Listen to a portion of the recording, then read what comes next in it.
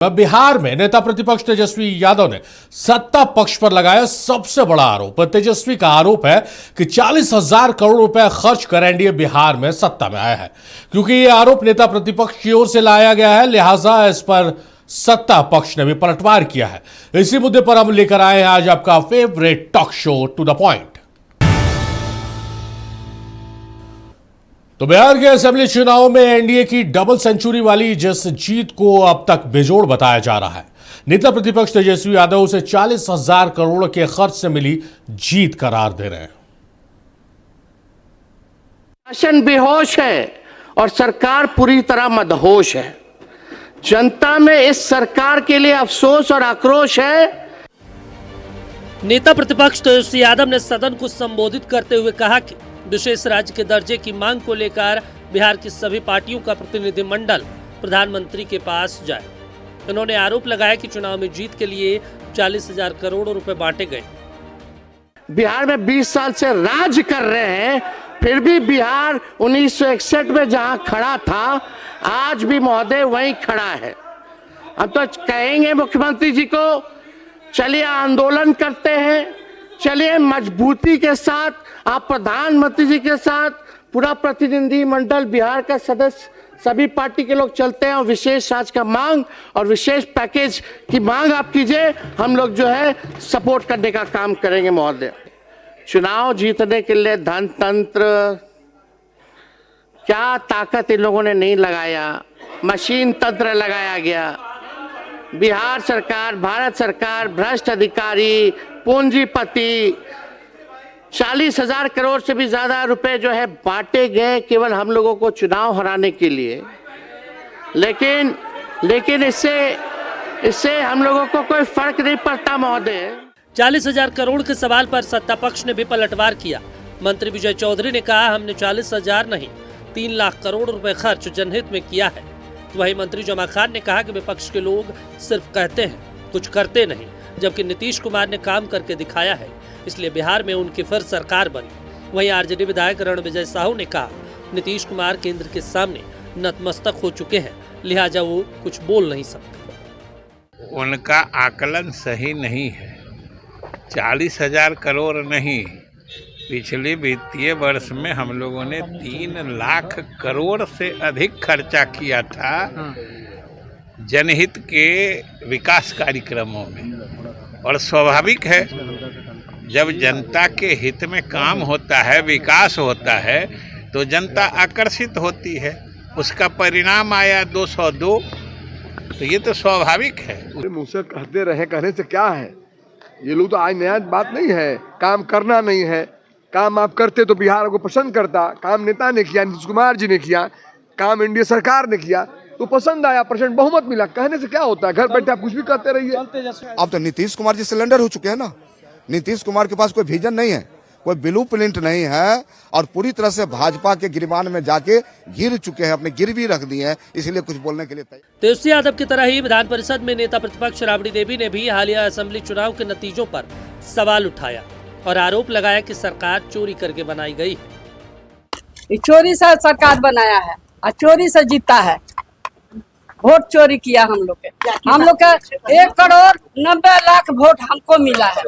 हम सब पार्टी के मिला के मिला है, समझा ना। हमको क्या मिला, 2 बने वोट मिला है, वो तो चोरी हुआ हम लोग का वोट। वो क्या करता है, वो तो 50 करोड़ रुपया दे दे के खरीदता है। 5-5 करोड़ दे के, 10-10 करोड़ दे के। देखे नहीं महाराष्ट्र में क्या हुआ, सब जगह तो होता है, हरियाणा में सब खरीदा वोट चोरी करता है। मशीन का चोरी करता है, इसीलिए मशीन हटाने के नाम नहीं ले रहा है। माले विधायक अरुण सिंह ने आरोप लगाया कि चुनाव से पहले वादा करने के बावजूद सरकार शिक्षकों से लेकर वेंटिलेटर ऑपरेटर की बहाली में पूरी तरीके से विफल रही है। आंकड़ों की बाजीगिरी है। आप देख रहे हैं कि शिक्षा के क्षेत्र में अभी तक हर विषयवार शिक्षक नहीं, ये आप देख रहे हैं। स्वास्थ्य में हमने देखा पूरे बिहार में वेंटिलेटर के ऑपरेटर की कहीं माने सारे वैकेंसी खाली है, एक भी वेंटिलेटर पर ऑपरेटर नहीं। विधानसभा के बाहर विपक्षी विधायकों ने किसानों से जुड़े मुद्दों को लेकर जोरदार प्रदर्शन किया। सरकार के खिलाफ नारेबाजी की। विपक्ष ने सरकार पर किसानों की उपेक्षा का आरोप लगाया। किसानों के धान खरीदे जाने मामले को लेकर आज बिहार विधानसभा के बाहर विपक्ष का जमकर हंगामा हुआ और इनका आरोप है कि किसानों का धान सरकार नहीं खरीद रही है, किसान परेशान है और किसान की बात सरकार करती है। सरकार से तत्काल किसानों को धान खरीद जाने की मांग को लेकर बिहार विधानसभा के बाहर विपक्ष का जमकर हंगामा हो गया है। अपने सहयोगी वीडियो में मुकेश के साथ मरुबाल में छत्तीस पटना।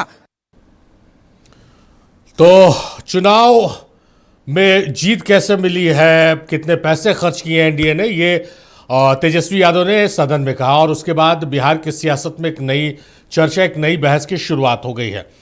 इसी पर हम आज सवाल जवाब करेंगे अपने मेहमानों से। खास मेहमान हमारे साथ जुड़ रहे हैं, मेहमानों का तारुफ कराएंगे, उसके बाद हम चर्चा को आगे बढ़ाएंगे। हमारे साथ रविंद्र कुमार शास्त्री साहब हैं, हम के प्रवक्ता है।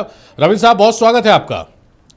और शाह इमरानुल हक साहब है, राजद के नेता है। शाह साहब, बहुत स्वागत है आपका। नमस्कार।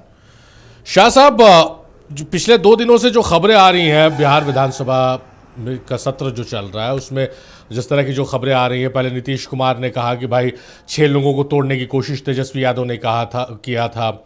उसके बाद तेजस्वी यादव 2 हाथ आगे बढ़ते हुए 40,000 करोड़ खर्च करके चुनाव हराया है। मतलब सांप निकल गया लकीर को पीटने वाली बात यहाँ पर नजर आ रही है। क्या यही सब मुद्दे रह गए बिहार में कि इसके अलावा जनहित से जुड़े कुछ मुद्दे हैं? सबसे पहले तो नक्षत्र की जनता को हमारा नमस्कार। और सबसे इम्पोर्टेंट बात जो हमारे नेता ने सदन में कही कि ये लोकतंत्र को मारने वाला दौर है और लोकतंत्र को मार रहे हैं, तो इसलिए हमारी हर एक बात को इन्होंने जिस तरह से लेने की बात कर रहे हैं, हमारे नेता ने हर एक पॉइंट, चाहे वो अपराध हो, शिक्षा हो, बेरोजगारी हो, हर चीज को ओपन करके बताया, जनता को ये बताया कि ये जनता द्वारा चुनी सरकार नहीं है, ये धन द्वारा चुनी सरकार है। और ये जितने अपराध बढ़े हैं, आप जंगल राज का चगुफा छोड़ते रहे और जंगल राज का रूप जो है इस राज्य में देखने को मिल रहा है। हर एक वर्ग परेशान। आपने पैसे का इस्तेमाल भेजा करके इलेक्शन तो जीत लिया, लेकिन क्या बिहार की तरक्की के लिए आप उस पैसे का इस्तेमाल करते तो शायद आज जनता आपको सही समझती है, क्योंकि अब तो आपको रिजल्ट देना है, रिजल्ट आप दे नहीं पा रहे हैं। हमारे नेता पूरी तरह से एक्सपोज कर चुके हैं इस सरकार को कि ये धन बल की सरकार है, एडवर्टीजमेंट की सरकार है। अच्छा शाह साहब, एक चीज बताइए, तो एक चीज बताइए, चुनावी नतीजे आए, वो कहते हैं ना कि बड़ी देर कर दी मेहरबा आते आते। चुनावी नतीजे आए, तेजस्वी यादव चले गए विदेश दौरे पर, विदेश दौरे से आए, फिर सदन की मीडिया से दूरी बना लिया, 100 दिनों तक कुछ बोले ही नहीं। उसके बाद फिर मतलब अगर इतनी गंभीर बात है, इतना गंभीर आरोप है एनडीए पर, तो ये तो इमीडिएट एक्शन रिएक्शन इस पे होना चाहिए। इत्मीनान से आप विदेश टूर से आके उसके बाद सदन में ये बातें कह रहे हैं। आप हमारी स्ट्रेटेजी को कैसे समझ सकते हैं? आप मान लीजिए कि जो चीज कयास लगा रहे हैं, क्या पता हम जो है अपनी मतलब सरकार को मौका दे रहे थे कि भाई आपने जो वादा किया है जनता के आगे आप एक्सपोज हो रहे हैं। आप हमारे नहीं होने, आपको तो किसी तरह से विघ्न हमने पैदा नहीं किया ना, आपको तो पूरा मौका दिया। आप जो वादा करके आए थे जनता से, आप उसको पूरा कीजिए। और हम जनता को किस तरह से अपनी बात पहुंचाएंगे या जनता के सरकार को हम विधानसभा में रखेंगे या सरकार के आगे मजबूत विपक्ष के तौर पर रखेंगे, ये मेरी जिम्मेदारी है। हम उसको बखूबी पूरा कर रहे हैं। हमारे नेता एक मजबूत नेता है और इस कठिन समय जो दिखाया गया, आपने जो कठिन नहीं है लेकिन कठिन दिखाया आप लोगों ने, हमारे नेता बड़ी मजबूती से आए, कमबैक किया। और लीजिए आज सदन में आपने देखा कितना स्ट्रांगली उन्होंने, इतनी तकलीफ के साथ भी उन्होंने जो है अपने आप को रखा, जनता की बात को रखा, सरकार को रखा। अपराध जिस हिसाब से बढ़ गया है उसको लोगों को बताया कि देखिए हम कहीं भी सुरक्षित नहीं है। अरे आप मतलब बार बार एडवर्टीजमेंट या मान लीजिए कि सारी चीजें मैनेज करके आप कर रहे हैं। छात्राओं का क्या भविष्य उनको दिखेगा जब वो सुरक्षित नहीं है? छात्रों की जान एग्जामिनेशन हॉल से निकलती ही चली जा रही है। अब कितने सारे घटनाओं का उन्होंने विवरण दिया पूरे बिहार में ऐसा कौन डिस्ट्रिक्ट बचा है जिसमें इस तरह की घटना नहीं हो रही है? तो उसको एक लंबे तौर से मत देखिए। बिहार ब्लीड कर रहा है, बिहार का खून बह रहा है, किसी एक इंडिविजुअल, एक पार्टी और इससे मतलब नहीं है, एक बिहारी का खून बह रहा है, तो उसका तकलीफ होना चाहिए। और सरकार को चलिए, कितनी तकलीफ है विपक्ष को और आरजेडी को, ये भी हम जानने समझने की कोशिश करेंगे। एक बार रविंद्र कुमार साहब का रुख कर लेते हैं। रविंद्र जी, कल भी आप मेरे साथ मेरे शो में आए थे और कल भी हम चर्चा कर रहे थे कि जिस तरह से नीतीश कुमार ने कहा कि भाई नेता प्रतिपक्ष जब गठबंधन में थे तो 6 विधायकों को खरीदने की कोशिश वो कर रहे थे। आज एक नया शगुफ्ता बिहार की सियासत में छूट गया। 40,000 करोड़ रुपया खर्च किया आप लोगों ने, एनडीए ने खर्च किया है चुनाव जीतने के लिए और विपक्ष को हराने के लिए। क्या यही सारे मुद्दे रह गए जिसमें कोई तथ्य नहीं है, कोई दस्तावेज नहीं है? चाहे नीतीश कुमार ने जो कहा, चाहे तेजस्वी यादव ने जो कहा, बस कह देना है आरोपों की एक लंबी फेहरिस्त दिखाकर। बहुत बहुत धन्यवाद आपका इब्राहिम जी। एक चीज समझ लीजिए चीजों को आप, कि इनको तो पूरे बिहार की जनता ने सिरे से नकार दिया। अब इनके पास कुछ बचा नहीं। अब ये नाखून कटा करके शहीद होने की बात कर रहे हैं। ये तो जनता के साथ भेदभाव किया ना। अब ये विदेश चले गए, जिस समय जनता बिहार की में इनको खोज रहा था कि भाई चुनाव में हारे हैं, कहाँ दिख रहे, दिखाई नहीं दिए। अब ये बताया कि इनको समझ में नहीं आ रहा है। हमारे माननीय मंत्री विजय चौधरी जी ने साफ शब्द में कहा कि 3 लाख करोड़ से जो है बिहार ऊपर का हम लोग बजट यहाँ बिहार विकास करने में हमने काम किया। तो बजट तो काम किया, दिख रहा है सड़क पे। आप देख लीजिए कितने पटना का जो है, अब 10 वर्ष पहले जो पटना नहीं आए होंगे वो पटना भूल जाएंगे कि कौन पटना है। ये देखने का चीज है, इनको दिखाई नहीं देता, इसका एक अलग मुद्दा है। आप स्कूल को देख लीजिए, सारा व्यवस्था, बिजली व्यवस्था, किराए में जो है सब, ये तमाम चीजें हैं जो नियंत्रण है। बिहार सरकार निश्चित रूप से सुशासन की जांच चल रही है। ठीक है। अच्छा रविंद्र जी, ये जो 40,000 करोड़ खर्च करके सत्ता में आने और विपक्ष को हराने की जो आरोप लगा, उसको किस रूप में देख रहे हैं आप? एक चीज समझ लीजिए ना, एक चीज, इन लोग का जो आरजेडी का जो चाल और चरित्र है किसी से छिपा हुआ नहीं है। ये कह रहे हैं कि 40,000 करोड़ जो है हमने वोट खरीदने में लगा, ये सरासर गलत है। बिहार में जो भी महिलाएं हैं, चाहे जो भी लोग हैं, एक चीज समझिए ना, ये भ्रष्टाचार के आरोप में, आकंठ में ये डूबे हुए हैं। ये न्यायालय से आरोपित हैं। इनको समझ में नहीं आता कि सच्चाई क्या है और गलत क्या है, झूठ क्या है। आप ये बता रहे हैं कि औरतों को जो, ये यहाँ की महिलाओं को जो इन्होंने पैसा दिया वोट लेने का काम किया, जबकि ये महिलाओं का एक तरह से, पूरी तरह से अपमान का काम है। ये महिलाओं को भी सम्मान नहीं देते। सम्मान देने का काम कीजिए। बिहार की जनता आपको जो है सिरे से स्वीकार किया, उसके बावजूद भी जो है आप लोगों को सम्मान दीजिए। कोई किसी का समर्थक हो, लेकिन सम्मान देने में कोई दिक्कत नहीं। महिलाएं, बिहार के जो एक महिला हम लोग को महागठबंधन रहे थे, सुशासन की सरकार को एक वोट देने का काम किया। तो इनको अब चीजें नहीं समझ, महागठबंधन के लोग जो हैं उनको नई चीजें समझ में आ रहा है। ये वोट खरीदने का काम किया, लेकिन सम्मान दीजिए ना, यहाँ के महिलाओं को भी सम्मान दीजिए, सारे लोगों को सम्मान दीजिए। आप कह रहे हैं कि भाई इतना पैसा वोट खरीदने में ला दिए, बहुत गलत बात है। इन लोग का तो तर्क ही उस तरह का देना होता है। विकास से कोई मतलब नहीं रहा अपने शासनकाल में। अपराध का दुनिया ये लोग चला रहे थे, जिस समय अपहरण उद्योग चला रहे थे, कोई उद्योग धंधा नहीं लगा। आप देखिए पूरे देश से यहाँ लोग आ रहे हैं। गया में देख लीजिए, काफी वहाँ इंडस्ट्रियल एरिया है, काफी उद्योग लग रहे हैं। ये तो इन लोग को समझ में नहीं आएगा ना। ये लोग तो विरोध करना सिर्फ जानता है। सरकार कितने भी अच्छे काम कर रहे हैं, इन लोग सिर्फ और सिर्फ जो है विरोध करने का काम करते हैं। सुशासन की सरकार जो है, सुशासन की सरकार चल रही है, यहाँ किसी तरह का कोई नहीं चलने का काम चलेगा। ठीक है। आप देखिए जमीन पे आप लोग को दिखाई नहीं देता है। बाहर निकल के देखिए, महिलाएं सुरक्षित है। आप देख लीजिए बिहार में जाने के लोग कितने अच्छे से जो है लोग शिक्षा का या सारा। अच्छा एक चीज बताइए तो रविंद्र जी, आप एक चीज बताइए तो, समझ में नहीं आ गया ना। रविंद्र जी एक चीज बताइए, आप कह रहे हैं महिला सुरक्षित है बिहार में। नीट छात्रा की जिस तरह से हत्या हुई, उस मामले में जांच से आप कितना संतुष्ट है? पहला सवाल। दूसरा सवाल आपसे भी है और राजद से भी। रविंद्र जी सवाल सुन लीजिए, राजद से भी हम सवाल लेंगे। राजद भी बहुत जनता के हित में अपने सवाल के जवाब में बात कर रहे थे कि भाई जनता की आवाज है, जनता से जुड़े मुद्दे। गिरधारी लाल साहू का नाम आपको याद होगा, जिस उत्तराखंड में बीजेपी नेत्री के पति हैं, बिहार की बच्चियों को 22 हजार रुपए उनका रेट बताया था। क्या कुछ कार्रवाई हुई? क्या राजद एज अ विपक्ष और हम एज अ सत्ता पक्ष, आप लोगों ने इसका फॉलोअप किया? आप महिला सुरक्षा की बात करते हैं।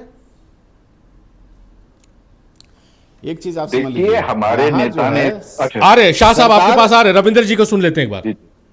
हाँ बोलिए रविंद्र जी। देखिए सरकार किसी की भी हो, अगर कोई घटना घटता है तो घटना तो पर तुरंत नियंत्रण करना भी चाहिए आदमी को। आप देख लीजिए कि अभी जो है सीबीआई का अनुशंसा हमारे माननीय मुख्यमंत्री ने साफ शब्द में किया। लोगों का था कि नहीं उच्च स्तरीय जांच हो, तो हमारे माननीय मुख्यमंत्री जी ने अनुशंसा किया, वो जांच हो रहा। देख लीजिए उच्च स्तरीय जांच है, अनुसंधान का मामला है, उसको आप स्वतंत्र छोड़ दीजिए। आप किसी के दबाव में नहीं है कि हमको 15 दिन में ही रिजल्ट चाहिए। पदाधिकारी का अपना होता है जांचने का, अनुसंधान करने का मामला उनका अपना होता है, ठीक है। तो इसलिए आप ये मत बोलिए कि घटना घट गया तो फ्री है, बारीकी से अध्ययन चल रहा है और जो दोषी हैं निश्चित रूप से पकड़े जाएंगे। बारीकी से क्या जांच चल रहा है? सीबीआई को देखिए पल्ला छुड़ा लिया आप लोगों ने, आप देख लीजिए, आपकी प्रशासन क्यों नहीं कर पाई जांच? अपराधी को क्या बिहार पुलिस सक्षम नहीं है जांच करती है, कार्रवाई करती बाहर है? में घूम रहा है, सब सारे के सारे जेल के अंदर में है। इसमें क्या घटना घटता है, ठीक है, हम समझ रहे हैं चीजों को, राज्य है कहीं ना कहीं घटना घटता है, लेकिन नियंत्रण करना सरकार का काम है। आप देख लीजिए ना, कहीं फरार है, बताइए महागठबंधन के लोग बताएं कि हम फलना जगह मुजरिम है, तो अरेस्टिंग तुरंत होगा। चलिए रविंद्र जी आते हैं आपके पास, शाह साहब का रुख करते हैं। शाह साहब, जो पहले सवाल के जवाब में आप कह रहे थे कि बिहार के लोगों की चिंता हम है, बिहार के लोगों की आवाज है, बिहार की तमाम बेटियों के खिलाफ एक बयान दिया था उत्तराखंड के मंत्री ने, गिरधारी लाल साहू ने, मंत्री के पति ने। क्या मतलब शुरुआती दौर में थोड़ा विरोध करके आप लोगों ने वहां पर अटेंडेंस बना लिया, उसके बाद खत्म हो गया मामला? क्या आपको पता है उसके खिलाफ एफआईआर हुई, कोई जांच चल रही, कार्रवाई हुई? देखिए उसको बहुत स्ट्रांगली कंडेम किया गया, और क्योंकि सरकार जो है इस चीज के लिए जिम्मेदार है और इसके ऊपर जो आपके निर्णय लेगी तो सरकार कार्रवाई करेगी। हम तो विरोध कर सकते हैं और हम एज ए विपक्ष अपना जो दर्ज कराते हैं विरोध, इसलिए कि जनता को ये मैसेज जाए और इस पर जो है सरकार अपने झुक के जो है काम करे। जिस तरह की भाषा का उन्होंने प्रयोग किया, आप ये बताइए कि हमारी जो रिस्पेक्ट है, हमारी महिलाओं की जो इज्जत है, उसके कितने खिलाफ बोला इन्होंने, और फिर उन्हीं महिलाओं को भरमा के उनसे वोट ले लिया 10,000 का। तो मतलब ये महिला विरोधी सरकार नहीं तो क्या कहा जाए इनको। और हमारे लिमिटेड जिस तरह से धन बल और सत्ता का प्रयोग होता है, मतलब जो चीज हुई भी होती है उसको भी जो है बदल के रख दिया जाता है। तो भाई एक ऐसा दौर गुजर रहा है बिहार, बड़े कह सकते हैं बदकिस्मत हम लोग हैं कि जिसमें लोकतंत्र की जो मतलब जननी हम तो बिहार को कहेंगे, और बिहार को ही उससे वंचित किया जा रहा है। तो हम लोग अपनी बात को रखेंगे, हमारे नेता बहुत स्ट्रांगली अपनी बात को रखे, और इसको हम लोग उठाते रहे हैं और उठाते रहेंगे। चलिए आते हैं शाह साहब आपके पास। सोनाली आनंद जी हमारे साथ जुड़ रही है, जन स्वराज की नेत्री है। सोनाली जी बहुत स्वागत है आपका। बहुत बहुत धन्यवाद जी। सोनाली जी सवाल आपसे ये है कि कल भी हम बिहार के मुद्दे पर डिबेट कर रहे थे, और जो मुख्यमंत्री नीतीश कुमार ने सदन में कहा कि भाई जब तुम मेरे साथ थे तो मेरे 6 लोगों को तोड़ने की कोशिश कर रहे थे। एक हाथ आगे बढ़ते हुए तेजस्वी यादव ने 40,000 करोड़ खर्च कर सरकार सत्ता में आने का आरोप लगा दिया। क्या चल रहा बिहार में? क्या मुद्दे खत्म हो गए हैं ऐसे ही बिना तथ्य, बिना कोई डॉक्यूमेंट्स के, बिना कोई आधार के सत्ता पक्ष विपक्ष पर, विपक्ष सत्ता पक्ष पर आरोप लगा रहा है और उसी में सदन की कार्रवाई चल रही है? आपका जो सवाल है, देखिए जो अभी मुद्दे उठे इसमें ये डिस्कशन हो सकता है सदन में, बशर्ते इसको हम फॉर्मल तरीके से और तथ्यात्मक बात के रूप में अगर इसको रखा जाए तो अगर हम इसको लॉ के दायरे में बात करते हैं या किसी एक्ट के दायरे में से बात करते हैं तो उसका क्रिटिसिज्म करना ज्यादा या इस पर चर्चा करना ज्यादा इफेक्टिव रहता है, क्योंकि डिफेक्शन एक बहुत बड़ा मुद्दा रहता है जब हम किसी संसद की बात करते हैं तो संसद के नियम कानून की बात करते हैं या डेमोक्रेसी की बात करते हैं। उसी तौर पे जब हम पैसे को खर्च करने की बात करते हैं अपने इकोनॉमी में या फिर अपने राज्य में, तो वहां पे ये भी मायने रखता है कि हमने वो पैसे क्या किस हेड के नीचे खर्च किए और किस उद्देश्य से खर्च किए और इससे बेहतर उसका क्या उपयोग हो सकता था। तो यूटिलिटी वर्सेस जो हम एक गेन की बात करते हैं, एक अचीवमेंट की बात करते हैं, वो भी यहाँ पे होना चाहिए था। तो डिस्कशन तो कहीं ना कहीं इस डायरेक्शन में आप कह सकते हैं सही है, लेकिन इनफॉर्मल तरीके से जब आप किसी मंच पे और एक लीडर होकर जब बात करते हैं तो शायद ये लगता है कि हमने हर चीज को बहुत ही फॉर ग्रांटेड ले लिया है।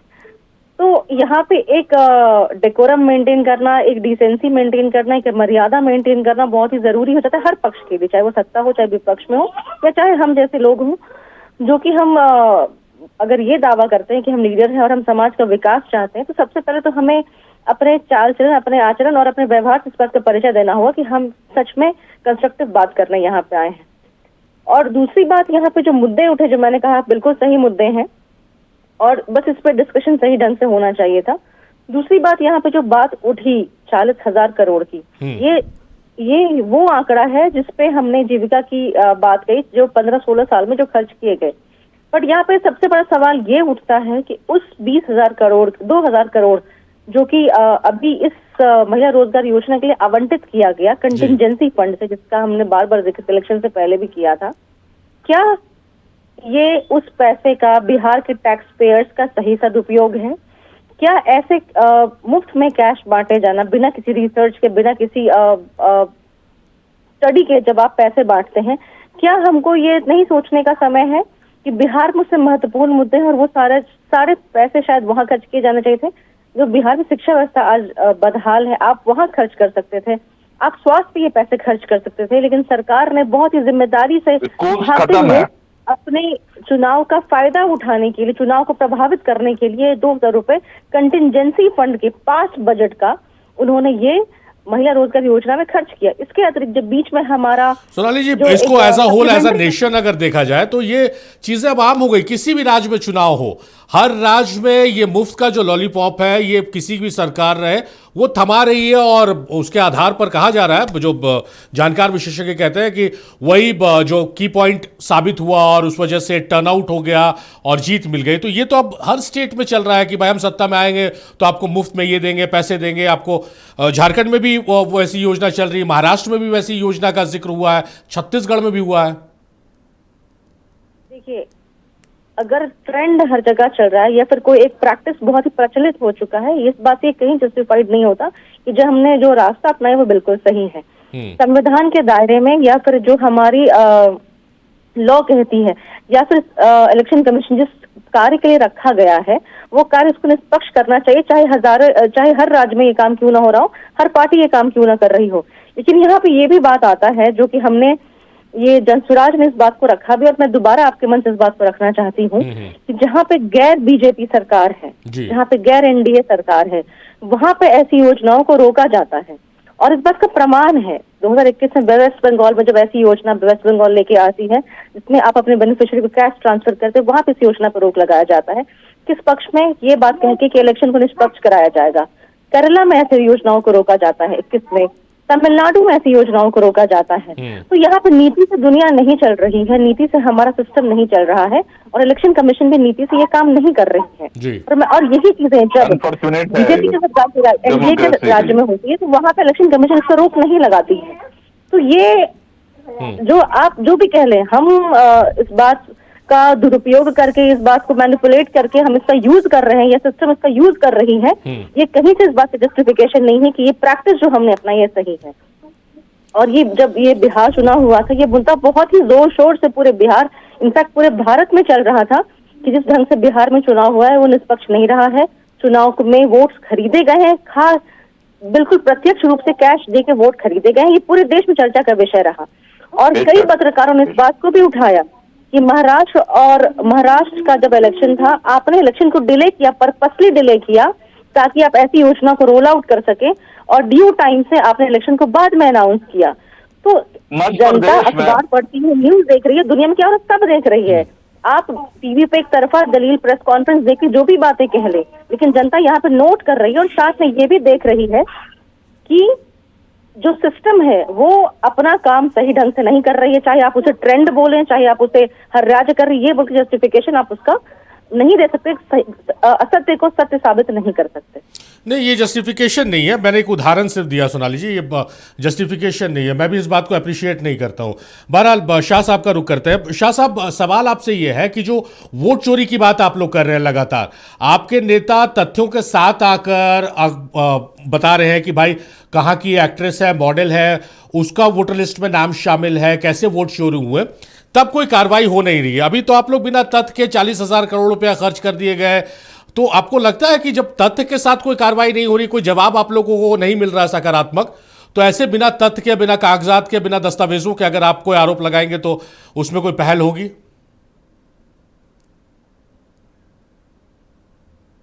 मतलब इस बात पे बहुत ही मीडिया में इस बात की चर्चा भी की है कि सुप्रीम कोर्ट ने जनसुराज में रिट पिटीशन फाइल किया है, जिसमें हमने बिहार इलेक्शन के जो अभी हालिया में हुआ उसे हमने चैलेंज किया है और ये डिमांड किया है कि इलेक्शन दोबारा होना चाहिए, और हमारी पिटीशन एक्सेप्ट भी हो गई। आज उसकी पहली हियरिंग भी हुई है। तो मुझे ये कहना है कि हमने तो जनता के बीच अपनी बात रखी, लेकिन सरकार उस बात की प्रतिक्रिया भी नहीं देती, उस बात का संज्ञान भी नहीं लेती है, एक्नॉलेज भी नहीं करती है। तो अंत में हमने जब भी ये बात जनसुराज शुरू से कहता आ रहा है कि जब भी कुछ असंवैधानिक होगा, नहीं, उसमें तो सुप्रीम कोर्ट ने शायद आपको बोला कि आप हाई कोर्ट जाइए ना। हाँ, तो अब जो भी हमने पिटीशन फाइल किया, अब उस पे जो आज हियरिंग हुई उसके बेस पे हमने जो ये काम करेंगे अब किया जाएगा। लेकिन हमारे कहने का मतलब ये है कि जो एक लीगल रास्ता होता है हमने अपनाया, कोर्ट का दरवाजा होता है खटखटाने का, हमने ये काम किया। आपकी जानकारी के लिए ये भी बता दिया जाए कि सम्राट चौधरी पे भी हमने हाई कोर्ट पटना में रिट पिटीशन फाइल किया था, जो उनके एफिडेविट को लेकर एक कंट्रोवर्सी हुई थी। तो हमें जो लगता है जनता के हित में या फिर एक राजनीतिक पार्टी होने के नाते हम जो काम कर सकते हैं वो काम हम कर रहे हैं।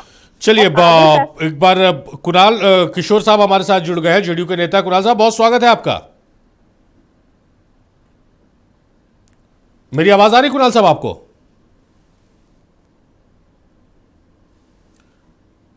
देखिए, कुणाल साहब की आवाज, कुणाल साहब को आवाज मिल रही मेरी? कुणाल साहब, बहरहाल वो टेक्निकल टीम देख लेगी आवाज क्यों नहीं आ रही है। वक्त एक ब्रेक का है, तमाम मेहमान हमारे साथ बने हुए हैं। कुणाल साहब, आपका स्वागत है, आपसे सवाल हम लेंगे। तो बिहार की सियासत की बात हो रही है। नेता प्रतिपक्ष तेजस्वी यादव ने आज आरोप लगाया है कि सत्ता में काबिज होने के लिए एनडीए सरकार ने 40,000 करोड़ रुपए खर्च किए हैं, और इसी पर हम चर्चा कर रहे हैं। कुणाल किशोर साहब हमारे साथ जुड़े हैं, और ब्रेक में जाने से पहले उनसे हमने इंट्रोड्यूस कराया था और अब उनसे सवाल लेते हैं। कुणाल साहब, गंभीर आरोप, कल मुख्यमंत्री ने कोई एक आरोप लगाया नेता प्रतिपक्ष पर, नेता प्रतिपक्ष ने आज एक नया आरोप लगा दिया, नई सियासत छिड़ गई है। देखिए, मुख्यमंत्री जी ने जो भी कहा वो इतिहास में दर्ज है। आर्थिक अपराध कोषांग जो है ईओयू उस केस की जांच कर रही है कि किस प्रकार से बिहार की सरकार को अनस्टेबल करने के लिए विपक्ष के नेताओं के द्वारा साजिश की गई, विधायकों को की खरीद फरोख्त करने का प्रयास किया गया, और एक लोकप्रिय सरकार को अनस्टेबल करने के लिए, उसे खत्म करने के लिए, गिराने के लिए इन्होंने काम किया। रही बात ये कल के, आज जो नेता प्रतिपक्ष के बारे में आप चर्चा कर रहे हैं कि उन्होंने आरोप लगाया है, तो पिछले कई महीनों से वो लापता थे। कहाँ थे, क्यों थे, कब से थे, कब तक रहे, इसकी कोई जानकारी नहीं है बिहार की जनता को। जिस बिहार की जनता ने तेजस्वी यादव जी को नेता प्रतिपक्ष के तौर पे एक जिम्मेवारी सौंपा है, एक जिम्मेदारी दिया है, उस तेजस्वी यादव जी के द्वारा बिहार की जनता के लिए उन्होंने कुछ काम नहीं किया। एक विपक्ष की जो भूमिका होनी चाहिए, एक शैडो सीएम की भूमिका होनी चाहिए, उस भूमिका को भी निर्वहन करने में वो लगातार फेल होते रहे हैं। अब वो हाउस में हैं, हाउस में तरह तरह की सनसनीखेज बातें करेंगे, लेकिन जायज मुद्दों पे वो मौन साध लेंगे या फिर लापता हो जाएंगे। अकाउंटेबिलिटी नाम की चीज़ बची नहीं है उनमें। तो बिल्कुल स्पष्ट है, बिहार की जनता ने माननीय मुख्यमंत्री नीतीश कुमार जी को उनके पिछले 20 वर्षों के कार्यों को देखते हुए व्यापक जनादेश देने का काम किया है, और उसी जनादेश के आधार पर बिहार की सरकार चल रही है। लगातार हम लोग बेहतर प्रबंधन के माध्यम से एक विकसित बिहार की आधार को मजबूत कर रहे हैं, और आने वाले समय में बिहार विकसित राज्यों की श्रेणी में शामिल हो गया, और बिहार के लोग एक सुखद, समृद्ध और शांतिपूर्ण जीवन का निर्माण करते रहेंगे। जी चलिए, एक बार शाह साहब का फिर से रुक करते हैं। शाह साहब, जिस तरह से जो मैं लगातार कह रहा हूं कि भाई आरोप अगर लग रहे हैं तो उसके पीछे कुछ ठोस दस्तावेज होना चाहिए, कुछ बातें होनी चाहिए। वैसे ही एक आरोप लगाया आपकी नेत्री है राबड़ी देवी, पूर्व मुख्यमंत्री बिहार की। उन्होंने कहा कि भाई नीट छात्रा की जो हत्या हुई है उस मामले में एक मंत्री का बेटा भी शामिल है, जिसे सरकार बचाने की कोशिश कर रही है। बाज़ाफ्ता गृह मंत्री ने प्रेस कॉन्फ्रेंस कर कहा कि आप नाम उजागर कीजिए, 24 घंटे के अंदर वो जेल में होगा। तो इस तरह की बातें क्यों आ रही है बिहार की सियासत में, जिसका कोई सर हाथ पैर नहीं है, कोई तथ्य नहीं है, सिर्फ बोल दिया आरोप के तौर पर? देखिए, एक सीनियर नेता ने अपनी बात कही, और रही बात जो चीज 24 घंटा में आप करने की बात कर रहे हैं, आपको खुद स्वतः उस चीज को करना चाहिए जब ये घटना घटी, ठीक है। और ये जो जांच का विषय है और जिस पर आपको काम करना है, आप दूसरे के ऊपर लांछन या आरोप लगा के नहीं, आरोप तो आप राबड़ी देवी ने लगाया ना, वो तो नाम पूछ रहे कि भाई नाम उजागर कीजिए। आप कह रहे हैं कि नेता प्रतिपक्ष या कहना विपक्ष की तरफ से ये आरोप लग रहा है। हमारा कहना है आप अपना ड्यूटी निभाइए, आप उसका मतलब जो है उसके अपराधी को पकड़िए जिसने ये घटना दी है। आप इस तरह की चीजों को भरमा के भटका के तेजस्वी जी विदेश गए, आपको बता के जाएंगे कि ये बड़ी अजीब सी बात लग रही है कि मुझे नाम पता आरोपी का, पर मैं नाम नहीं बताऊंगा। ऐसा थोड़ी होता है विपक्ष तो अच्छी बात कर रहे। नहीं, देखिए, जो काम आपका है वो काम आप करेंगे। आपने जनता से वोट लिया है, चाहे जैसे भी भरमा के वो लिया हो, लेकिन आपने लिया है, आपकी जिम्मेदारी है। हमारे नेता 3 महीने तक जब कुछ आपको नहीं किसी तरह का डिस्टरबेंस डाला, उसके बाद आप अपने काम को पूरा करने में समर्थ नहीं है, तो आप उनके ऊपर क्यों इल्जाम लगा रहे हैं? नेता मतलब प्रतिपक्ष हम है, आप लोग उसका रोल निभाएंगे कि आप अपना ड्यूटी पूरा करेंगे। आपको किसी तरह से कोई विघ्न नहीं डाला जा रहा है आपके काम को करने के लिए। आप विकास कीजिए, आप सिंचाई, आप दवाई के लिए काम कीजिए। आपके यहाँ महंगाई इतनी बढ़ गई है कि आम रोजमर्रा की जो सब्जियां हैं उसको खाने के लिए स्थिति बहुत दयनीय है। जमीन पर आप जाके कभी चेक कीजिए। आप चंद डेवलपमेंट की चीजें, जब आप 21वीं शताब्दी में है और इसमें अगर कुछ चीजें डेवलप हो गई, लेकिन किस तरह से हम धरातल में जा रहे हैं, हमारी एक बड़ी संख्या पीछे जा रही है, उसको आप समझ रहे हैं। हम इतने मतलब कमजोर कर दिए गए हैं कि हमें धोखा दिया जाता है तो वो भी खाने के लिए तैयार है हम। ये धोखा नहीं था तो क्या था 10,000 वाला, लेकिन हम इतने कमजोर कर दिए गए हैं कि हम उसको खाने के लिए तैयार हैं। और आप उसको महिमा मंडल करके कुछ चीजों को बता के अब इन रियलिटी से दूर भगा रहे हैं। हमने क्या कहा? बिहार का मर्म अगर बिहारी को नहीं होगा तो किसको होगा? बिहार की जनता जहां उसको तकलीफ हो रही है उसको तो बताना हमारी जिम्मेदारी है। हमको प्रतिपक्ष में हमको वोट मिला भाई, और हम जहाँ बैठे हैं, हम आप किसी के रहमो करम तो है नहीं, तो आप तो दोनों ही बात कह रहे हैं। आप कह रहे हैं कि भाई जनता से जुड़े मुद्दे पर हम लोगों को आवाज देनी है, हम तो प्रतिपक्ष है, हम तो विपक्ष के लोग हैं। गिरधारी साहू का जिक्र कर रहे हैं तो आप कह रहे हैं कि भाई सत्ता पक्ष को कार्रवाई करनी है। मैं तो पूछ रहा हूं सीधा, भाई आपने कितनी बार आवाज उठाई, कितने आंदोलन हुए कि कार्रवाई क्यों नहीं हुई? कितने सवाल आपने पूछे? मीडिया सवाल लगातार पूछ रही है, विपक्ष में रहते आपने सवाल क्यों नहीं पूछा? हमारे सवाल तो हमेशा जारी रहे हैं और जारी रहेंगे। आपको कार्रवाई करनी है, आपकी जिम्मेदारी है। आप मुझको ही दोषी बना रहे हैं। हम खुद कहते हैं कि हम ही मतलब क्या नाम है ये है विक्टिम है, और हमें ही आप जो है उसके लिए विक्टिम बना रहे हैं। ये कैसी बात है? आप बताइए हमको। हमने तो बात रखी है, सरकार अपना काम करेगी। सरकार को निष्पक्ष होकर काम करना चाहिए। अगर ये जनता की सरकार है तो उसको तो निष्पक्ष होकर काम करना चाहिए ना, हमारी बातों को गलत ठहराना चाहिए ना।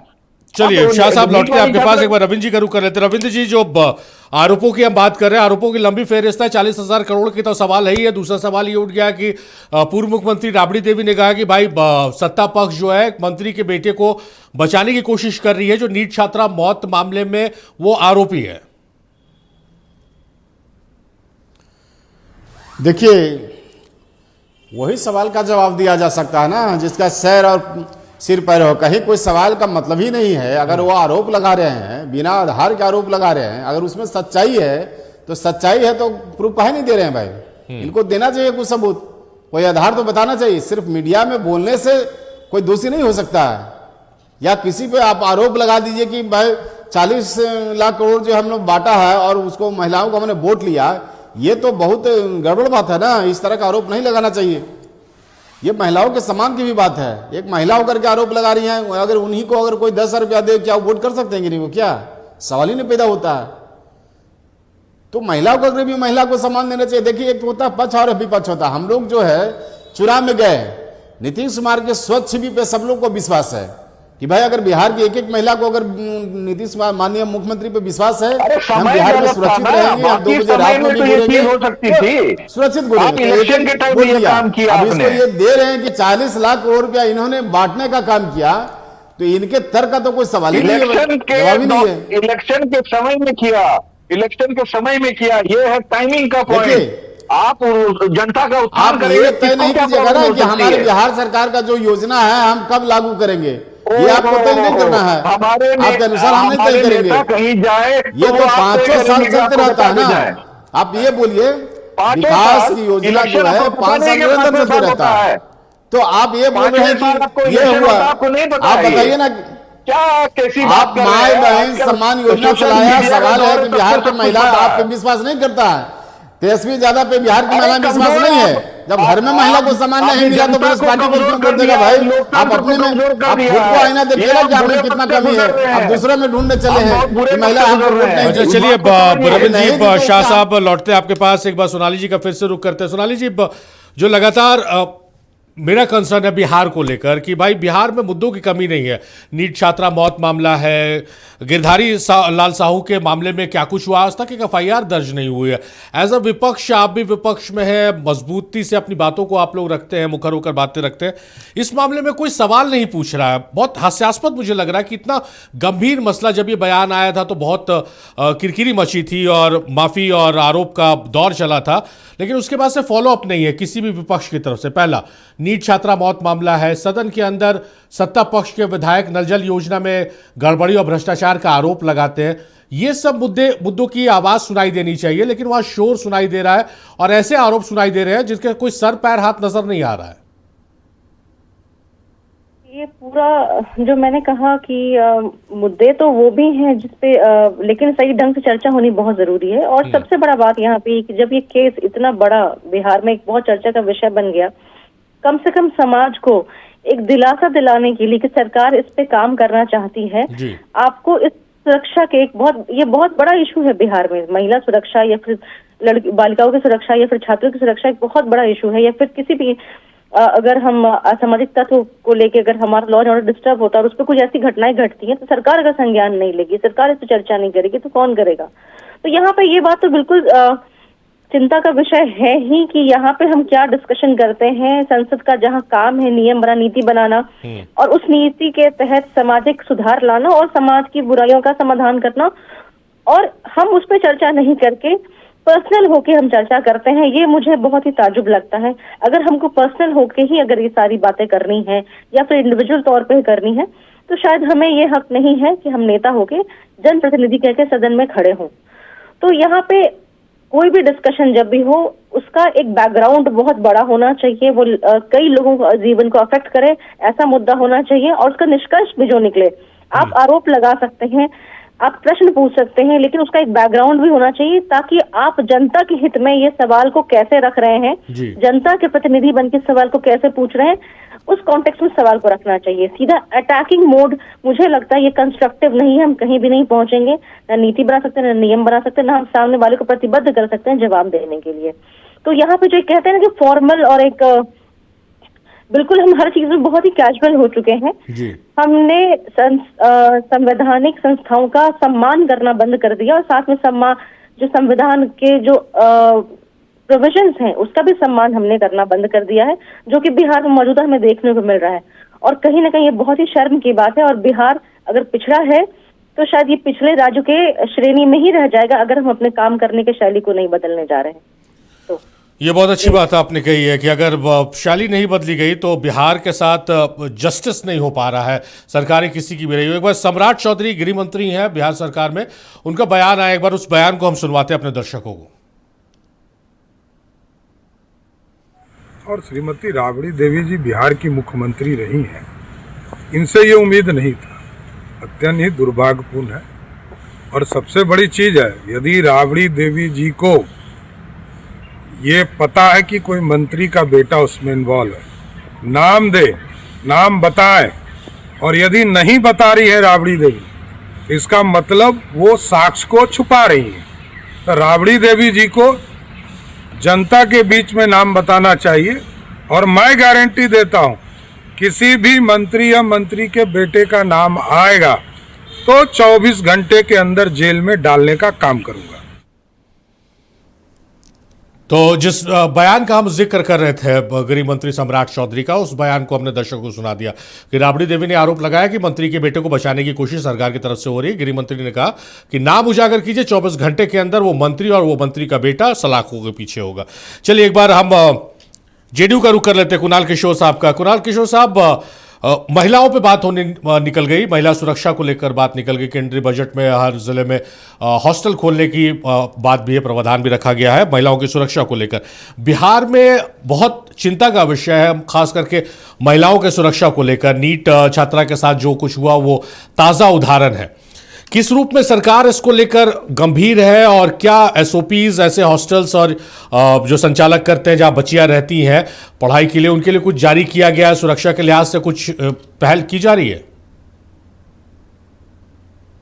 जहां तक जहानाबाद नीट का मामला है, यह बेहद गंभीर मामला है और सरकार और हमारी पार्टी बिल्कुल इस पर बिल्कुल ही गंभीर है। और आपने देखा होगा कल या परसों डीजीपी महोदय ने गाइडलाइन जारी किया है जिसमें महिला छात्रावास के लिए कई तरह के प्रावधान और कई तरह के मापदंड का निर्धारण किया गया है। आने वाले समय में एक एक गर्ल्स हॉस्टल को स्क्रूटनाइज किया जाएगा। उनके स्क्रूटनाइज के तहत जो भी मापदंड पर खड़े नहीं उतरेंगे उन्हें और विलम्ब बंद करने की बात की जाएगी। कुणाल साहब, जो मापदंड की आप बात कर रहे हैं उसको मैं पढ़ रहा था, वो तो ऑलरेडी है कि जहां भी संचालित हो रहा है वो लोकल थाने को पूरी जानकारी देगा। जो संचालक है उनका आधार कार्ड, उनकी पूरी जानकारी, कितनी बच्चियां रह रही उनकी जानकारी, ये ऑलरेडी है। प्रीमिसेस में सीसीटीवी कैमरे लगाने, ये ऑलरेडी है। मतलब कुछ एक्स्ट्रा नहीं दिख रहा है जिससे लगे कि हाँ इस घटना के बाद से आप लोग गंभीर हैं और महिला सुरक्षा को लेकर आप लोग गंभीर नजर आ रहे हैं। बिल्कुल बिल्कुल 3 पेज का गाइडलाइन है। जब आप उसको देखेंगे तो उसे और इन डेप्थ किया गया है, यानी बेहद ही संजीदगी के साथ उन्हें यह किया गया है कि जो भी गर्ल्स हॉस्टल में महिलाएं हैं उनके स्टाफ हैं, चाहे वो मेल स्टाफ हो या फीमेल स्टाफ हो, हर स्टाफ का बैकग्राउंड वेरिफिकेशन होगा। और ये सब इसलिए किया जा रहा है क्योंकि हम लोग ये चाहते हैं कि आने वाले समय में इस प्रकार का संकट का दौर ना रहे। किसी भी अभिभावक को इस बात की चिंता ना हो कि उनकी बच्ची अपने घर से 100, 200 या 500 किलोमीटर दूर अपनी पढ़ाई कर रही है, तो उन्हें किसी प्रकार से चिंतित होने की ज़रूरत है। जहाँ तक जहानाबाद वाले मामले की बात है या पटना गर्ल्स हॉस्टल की बात है, पटना संभव गर्ल्स हॉस्टल वाले मामले की बात है, तो बिल्कुल बिहार का पुलिस प्रशासन बहुत ही गंभीरता और बहुत ही तत्परक तरीके से चीज़ों को जांच रही है। और जो भी इसके लिए दोषी होंगे उन्हें सजा दी जाएगी, रिकॉर्ड समय के अंदर सजा दी जाएगी। और हम लोग तो यह भी निर्धारित कर रहे हैं कि आने वाले समय में इस प्रकार की घटनाएं पुनरावृत्ति ना हो। इसके लिए जो ही जरूरी मापदंड हैं उनको कड़ाई से लागू किया जाए। मामला चाहे एक हो या अनेक हो, लेकिन मामले की गंभीरता हमेशा स्पष्ट होती है। और हम समझते हैं कि जो भी मामला यहाँ पे हुआ है वो मामला बहुत ही गंभीर मामला है। और उसकी गंभीरता को समझते हुए बिहार में शासन और प्रशासन एक सामंजस्यता के साथ सामंजस्य बनाकर बिहार के लोगों को एक मजबूत आधार देने के लिए, भय मुक्त समाज देने के लिए, भय मुक्त माहौल देने के लिए कृत संकल्पित है। और माननीय गृह मंत्री जी ने स्पष्ट किया है कि चाहे व्यक्ति कोई भी हो, मंत्री ही क्यों ना हो, उसे 24 घंटा के अंदर जेल के अंदर हम लोग डालेंगे। हमें तो ताजुब होता है कि बिहार की पुलिस को आखिर, बिहार के विपक्ष को आखिर हो क्या गया है, आखिर वो क्या कर रहे हैं। वो सांकेतिक भाषा में मंत्री का नाम ले रहे हैं, विधायक का नाम ले रहे हैं, अस्पष्ट भाषा में नहीं बोल रहे हैं।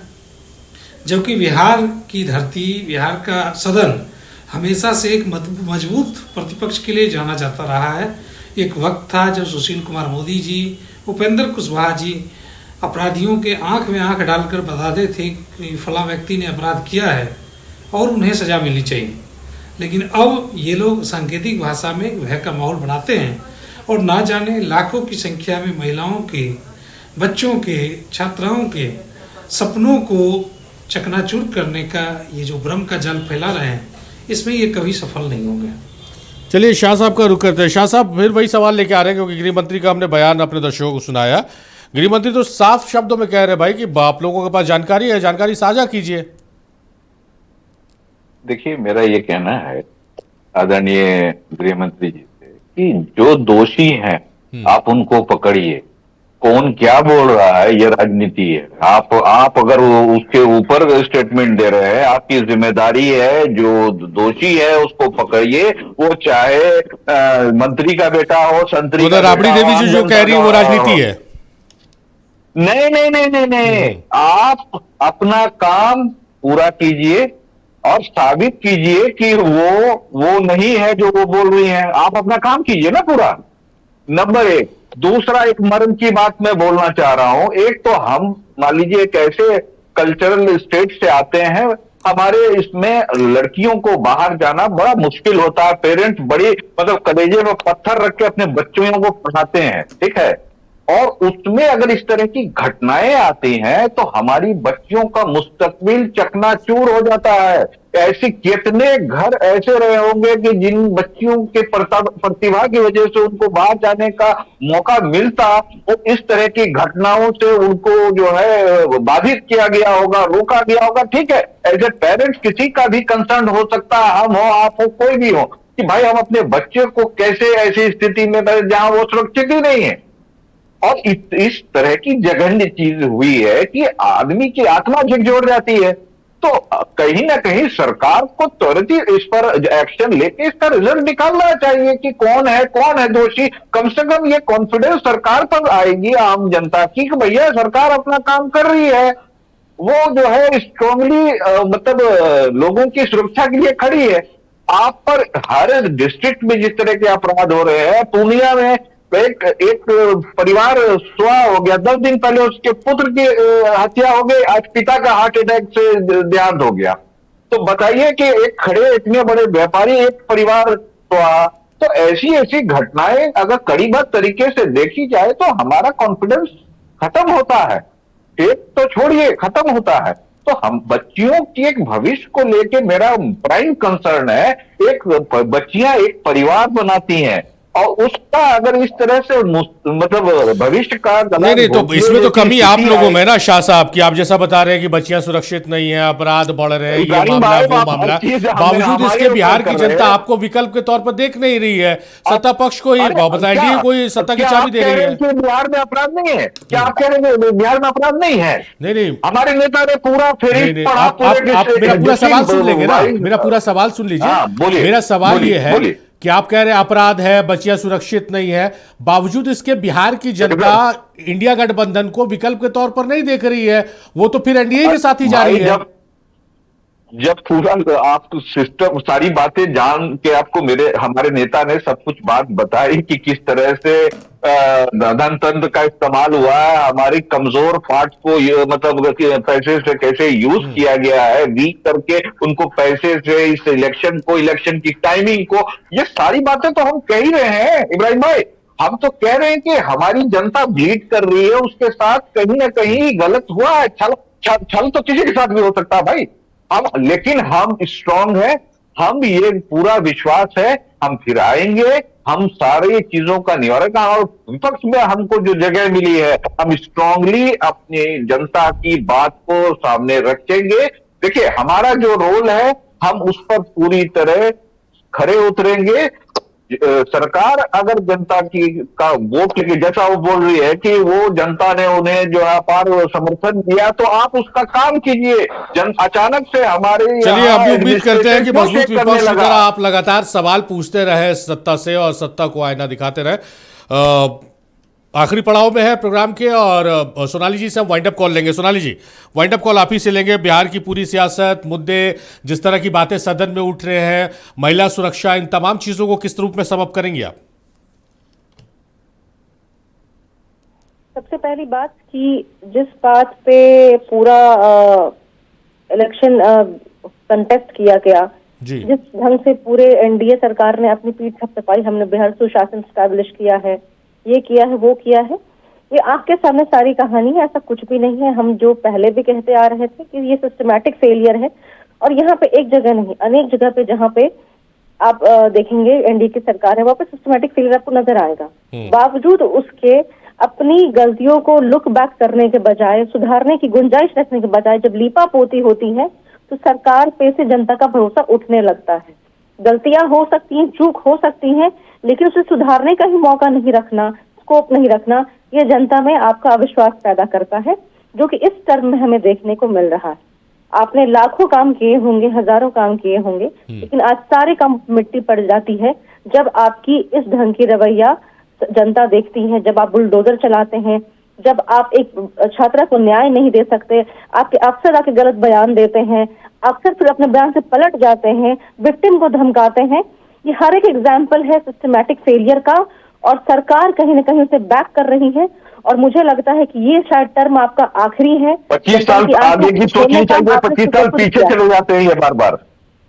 जी चलिए, तो आपने लोगों को ही उनकी आंखें खुद खोलने का काम किया है कि जो उनकी आंखों में पट्टी पड़ा था, पर्दा लगा था, जो वो सुशासन समझ रहे थे इस अफसर के जंगल राज को, आज धीरे धीरे आप खुद ही उस पट्टी को खोल रहे हैं और जनता सच देख रही है। और वो हर वोटर आज पछता रहा है जिसने एनडीए की सरकार के गठबंधन को वोट दिया। चलिए, जनता सब कुछ देख रही है और जनता वक्त का इंतजार करती है, इंतजार विपक्ष भी कर रहा है। बहरहाल बहुत शुक्रिया रविंद्र जी आपका, सोनाली जी बहुत शुक्रिया आपका, शाह इमरान साहब आपका बेहद शुक्रिया, कुणाल किशोर साहब बेहद शुक्रिया, आप तमाम मेहमानों का तहे दिल से शुक्रिया।